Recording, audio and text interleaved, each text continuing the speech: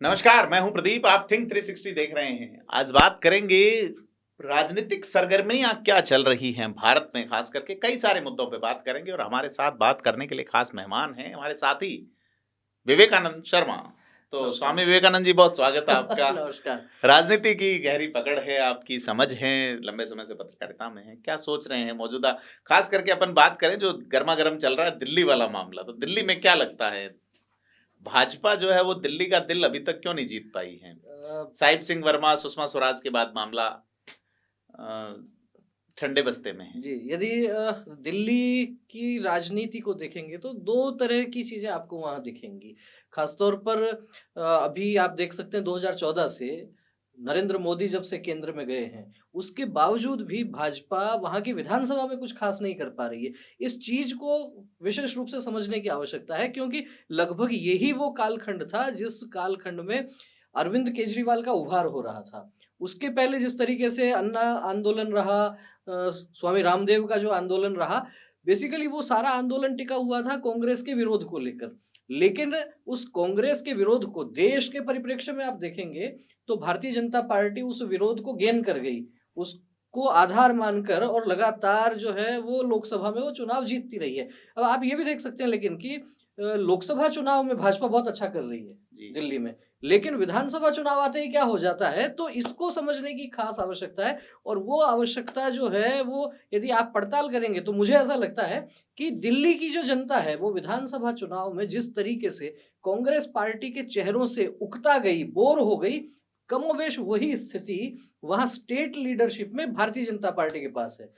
पहले भी इस तरह की बातें कई बार हो चुकी हैं कि आपके सामने फ्रेश चेहरे आम आदमी पार्टी ने जो उतारे, उनको यदि आपको मात देनी है तो ठीक उसी प्रकार के 27-28 साल के, 30 साल के, 32 साल के नौजवानों को आपको लाना पड़ेगा। बेदाग छवि के लोगों को आपको लाना पड़ेगा। शीला दीक्षित के कालखंड में जिस तरीके से भ्रष्टाचार की जो चर्चाएं हुई, कमोबेश स्टेट की जो लीडरशिप थी भारतीय जनता पार्टी, उससे दिल्ली की जनता को बहुत अधिक पसंद नहीं करती थी उस लीडरशिप को। और जब तक वो लीडरशिप खत्म करके आप नए चेहरे नहीं लेकर आएंगे तब तक मुश्किल रहने वाला है।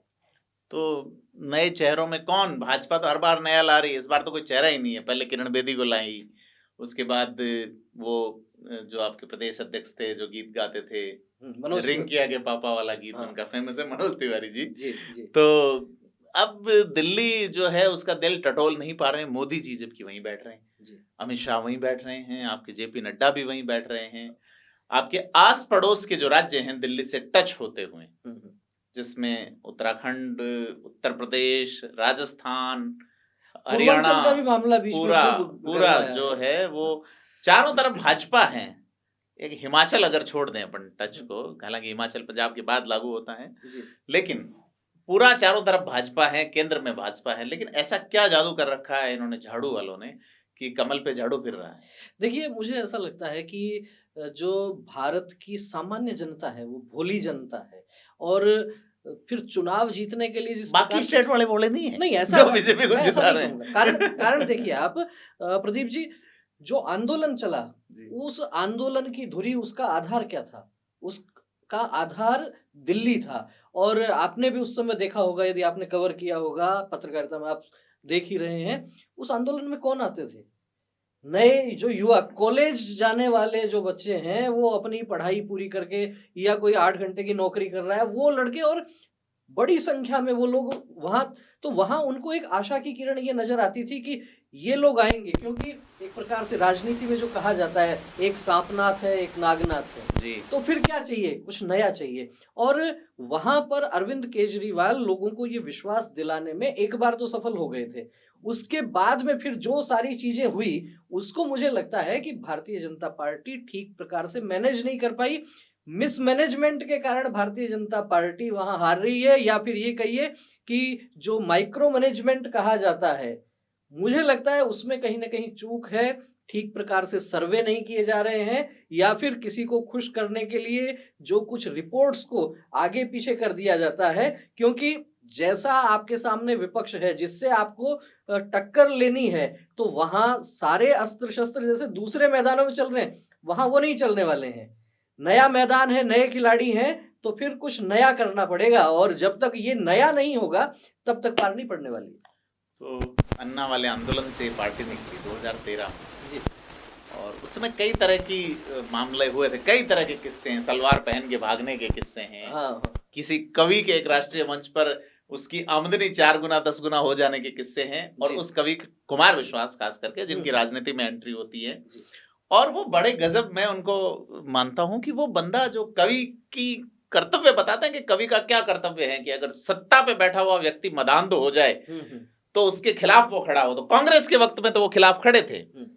जब राइट विंगर पार्टी का प्रतिकर्ष चल रहा है भाजपा का राज्यों में और केंद्र में, और वो व्यक्ति राम कथा करने निकल पड़ता है, हो सकता है कभी कांग्रेस सत्ता में आए तो एक बार फिर से कुमार विश्वास का कवित्व जाग जाए। तो क्या सोचते हैं आपकी आम आदमी पार्टी से उनका अलग होना, अलग होने के बावजूद भाजपा उन्हें उसके खिलाफ क्यों नहीं इस्तेमाल कर पा रही? देखिए, पर्टिकुलर यदि आप किसी व्यक्ति की बात करते हैं जिसने देश के लाखों युवाओं को प्रेरित किया है अपनी रचनाओं के माध्यम से, अपनी प्रस्तुति के माध्यम से, निश्चित रूप से कहा जा सकता है कि जिस दौर में कुमार विश्वास आम आदमी पार्टी के साथ खड़े थे, टीवी चैनल्स पर भी हम सब लोग देखते थे, भाजपा के लिए भी बड़ी मुश्किल होती थी, क्योंकि जो वाक्पटुता है, जो बात कहने का तरीका है, लेकिन जिस तरीके से खुद कुमार विश्वास ने अनेक राष्ट्रीय चैनल्स पर आके अनेक माध्यमों से उन्होंने स्पष्ट कहा कि हमारे मतभेद कब शुरू हुए। मतभेद शुरू हुए सर्जिकल स्ट्राइक को लेके। बाहर चर्चा राज्यसभा को लेकर भी है, वो खुद भी स्वीकार करते हैं कई सारी चीजें, राज्यसभा का भी विषय, लेकिन उन्होंने पब्लिक के सामने क्या कहा कि सर्जिकल स्ट्राइक के सबूत मांगे गए, हमने कहा कि सर जी आप गलत कर रहे हैं, और कहीं ना कहीं उस विषय को लेकर आए। और फिर वो उनकी कुछ पंक्तियां भी मुझे ध्यान आती हैं कि उसको लेकर जिस तरीके की बातें आई कि सारी दुविधा प्रतिशत पर है, सच कितना बोला जाए, है ना। तो स्ट्राइक दे देंगे आपको, कहेंगे मेरी कविता है, 32 रुपए का चेक याद है मुझे। नहीं, अपन उनकी कविता बनिया कुमार विश्वास से ज्यादा मुझे अरविंद केजरीवाल नजर नहीं आता। जिस तरह से वो जीरो, जनता का पैसा है तो आप अपने अपने राम किसी सरकार के लिए कर रहे हैं, तो पैसा किसका जा रहा है? जनता का। माउंट आबू का कवि सम्मेलन मुझे याद है, लाखों में पेमेंट हुआ जी, ठीक है। तो ये चीजें आप दिखा कैसे देते हैं चेहरा, बात वो है, चेहरे को पेश कैसे कर देते हैं, उसमें चीजें हैं निश्चित तौर पे।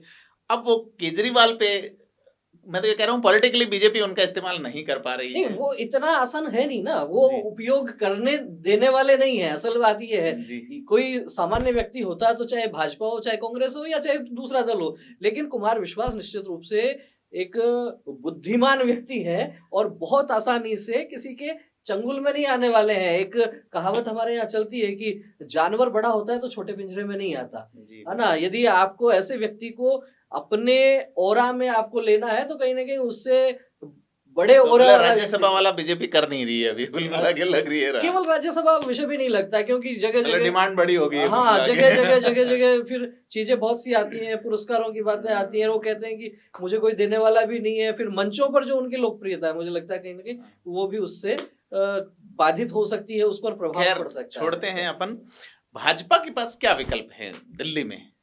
कौन भाजपा से सीएम हो सकता है? प्रवेश वर्मा एक स्थिति में हैं जी, या और भी लोग अपन, क्योंकि भाजपा में पिछले जो 3 सीएम आए हैं वो एकदम यूं जादुई तरीके से चिराग की तरह निकले हैं। देखिए, यदि भाजपा दिल्ली का चुनाव जीतती है जी, तो जाके क्या स्थिति बनेगी, क्योंकि अभी तो वहां भी ये पूरी तरह से विश्वास लगता नहीं है।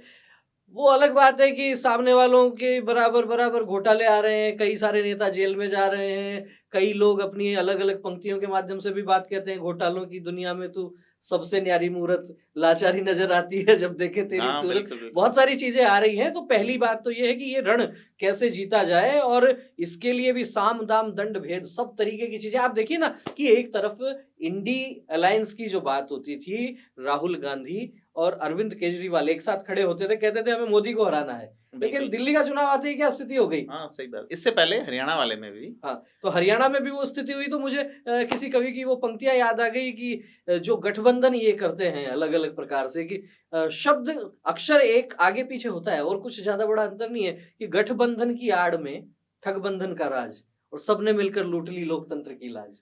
गंदी हुई राजनीति, विकृत हुआ समाज, और हर वानर को चाहिए किष्किंधा का राज। क्या बात है। तो वो सुरेंद्र दुबे जी की भी मेरे को पंक्तियां याद आ गई कि जर्दा तेरे पास है चूना मेरे पास, आजा गठबंधन करें स्वाद बनाए खास, और बिल्कुल स्वाद बनाए खास रगड़ करके बांटेंगे, खा कर देंगे थूक थूक कर फिर चाटेंगे। हाँ, तो इस बिल्कुल तरीके का आप महाराष्ट्र की राजनीति आपने देखी है, जब बिल्कुल वहाँ बिल्कुल। चुनाव देखा है, जो स्थितियां बन रही है। देखिए संसदीय लोकतंत्र की परंपरा तो ये है निश्चित तौर पे, केवल भारत की बात नहीं है, भारत के वर्तमान की नहीं, इतिहास की भी बात करें तो समर्थन लेना देना छोड़ना ये तो पार्ट ऑफ सिलेबस है बेसिकली। अगर अपन पूर्व प्रधानमंत्रियों तक के स्पीच सुने तो उसमें तो अब उसको अगर आप निष्ठा से जोड़ते हैं तो हमारी अपेक्षा ही मुझे लगता है गलत है सीधे तौर पे नहीं, politically। मैं यहाँ आपसे सहमत नहीं हूँ। मुझे ऐसा लगता है कि आप यदि चुनाव के पहले गठबंधन कर रहे हैं तो उसका आधार क्या है, जी और चुनाव का परिणाम आ गया उसके बाद यदि आपको लगता है कि कोई विकल्प नहीं है, कि सरकार नहीं बनने वाली है, तो फिर आपने देखा होगा पहले से बहुत पुराने समय से चला आ रहा है कि सरकार में शामिल नहीं होंगे, लेकिन बाहर से समर्थन हाँ बाहर से समर्थन करेंगे, तुरंत देश को दोबारा दूसरे चुनाव में नहीं झोंकना है इसलिए करेंगे। फिर हमारी आशाओं के अनुरूप यदि ये सरकार चल रही है तब तक समर्थन रहेगा। और आपने देखा होगा कि जब आडवाणी जी रथ यात्रा निकाल रहे थे, जो वीपी स्थितियां सिंह बनी, की सरकार हाँ गिरी तो थी। ये चीजें तो चलती है। लेकिन पहले जो आप गठबंधन कर रहे हैं कि नहीं, एक व्यक्ति वो अछूत है, उसको हराने के लिए और हम ये सब करेंगे, एक व्यक्ति को राजनीतिक रूप से अलग थलग करने के लिए फिर गठबंधन होगा, और वो भी तब होगा कि किन लोगों के बीच में होगा, जिनमें कोई वैचारिक साम्यता नहीं है। तो मुझे लगता है कि ये दोनों अलग अलग प्रकार की स्थितियां हैं। नहीं विचार तो एक ही है, वो चूना और जर्दा वाला में मिलके खास स्वाद बनना चाहिए, विचार तो स्वाद का है। ये राजनीतिक रूप से कहा जा सकता है। जी बिल्कुल। तो राजनीति के लिए कहा है ना, भर्तरी ने लिखा है नीति शतक में, वारांगना नेव नित नीति निपुण, है ना, वारांगना के जैसी है लेकिन फिर भी आवश्यक है। हाँ बिल्कुल।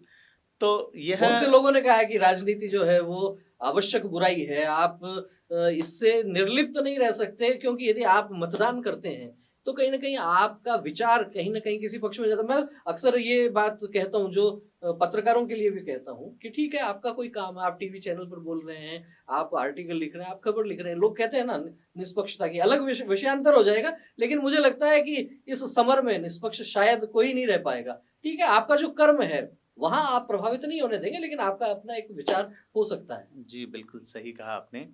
तो बाकी अगर अपन बात करें, राजस्थान से कई नेता गए हुए हैं प्रचार करने, सतीश पूनिया गए हुए हैं, सीपी जोशी के, इनकी ट्विटर पे मैं फोटो देखता हूँ, किसी के 100 लोग बैठे हैं, किसी के 200 लोग बैठे हैं। जी। यहाँ तो कार्यकर्ता कार्यालय में मिल जाते हैं इतने, दिल्ली के लोग आ नहीं रहे हैं सभाओं में। देखिए बड़ी जगह पर सामान्यतः ये संकट होता है, आपने भी ग्रामीण क्षेत्र में पत्रकारिता की है, गाँव में हमारा भी आना जाना रहता है। भारत की आत्मा गाँव में बसती है, और राजनीति यदि आपको देखनी समझनी है तो गाँव में जाना पड़ेगा। शहर का व्यक्ति, उसका अपना एक रूटीन है, सुबह उठेगा, अपने काम धंधे पे ऑफिस जाएगा, दुकान पे जाएगा, शाम को आएगा, ठीक है वोट देने भी जाएगा तो जाएगा, बहुत अपील होगी तो, नहीं तो एक प्रकार से उतना इंटरेस्ट वो लोग नहीं लेते हैं। तो वहाँ ये सभाएं करना, सभाओं को सफल बनाना बड़ा कठिन काम रहता है। लेकिन जिस तरीके से दिल्ली के चुनाव में भी जो अलग अलग मुद्दे पिछले दिनों देखने को मिले, पूर्वांचलियों के सम्मान को लेकर भारतीय जनता पार्टी ने मार्च निकाला, और जो सारी चीजें हुई, जाटों को लेकर एक अलग बात, कास्ट बेस खड़ा करने की अरविंद कोशिश केजरीवाल की कह रहे हैं। जा तो बहुत पहले कभी मैंने कुछ सुना था कि जातिवाद परिवारवाद का सब तूफान चलाते हैं, जेब कतरने वाले दर्जी की दुकान चलाते हैं। तो वो सारी चीजें भी राजनीति में हो रही है, और दिल्ली में बहुत कुछ देखने को मिल रहा है, उस समय देखने को मिल रहा है जबकि अरविंद केजरीवाल काफी समय तक जेल में रहे, जेल में उनके रहे। उप मुख्यमंत्री मनीष सिसोदिया जेल में रहे। हाँ। उनकी खड़ाऊ रख के, भगवान राम की खड़ाऊ रख के जिस तरह से भरत ने शासन किया, उसी तरह से आतिशी ने अरविंद केजरीवाल के लिए किया। मजाक बना दिया गया है एक प्रकार से देखा जाए तो आप ठीक है किसी को बिठाइए ना, पर वो राम भरत और खड़ाऊ और इतना पाक साफ मामला तो शीश महल का जिक्र होता है, अब वो ले आए नरेंद्र मोदी के आवास पे, कितना खर्च हुआ है ये। तो कुल मिला के खेल जो है कि जनता हमेशा सताई जाती है। माणिक वर्मा की एक कविता की लास्ट पंक्तियां हैं, अरे आस्तीन सांप तुझे मुझसे ही दूध पिलाते नहीं बना। तो वो यह खास करके राजस्थान वाली बात चल रही थी कि यहाँ के कई नेता जा रहे हैं, फिर इनका रिपोर्ट कार्ड आएगा। क्या लगता है आपको कि दिल्ली, जिसमें एक अच्छी खासी संख्या 70 सीटें हैं, भाजपा कितनी ला सकती है इस बार?